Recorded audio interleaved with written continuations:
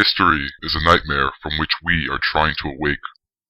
The collective human experience is haunted by a repeating nightmare of violence, oppression, and slavery, as well as accompanying justifications, superstitions, and dogmatisms. The possibility of breaking out of this historical precedence is bleak. Even visualizing a new trajectory is difficult, let alone attempting to create constructive, subversive structures within this highly evolved machinery of control that systematize these cycles of oppression. Our, quote, enlightened attempts of trying to regulate this oppression have only helped to perpetuate it, and through an increasingly insidious fashion.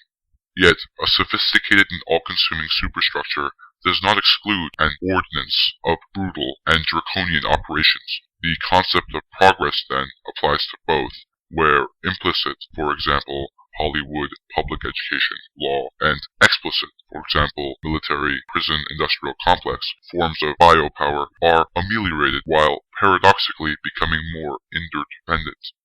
In other words, progress has only come to mean the maintenance of the status quo, improving only the justifications needed to sustain a system of servitude.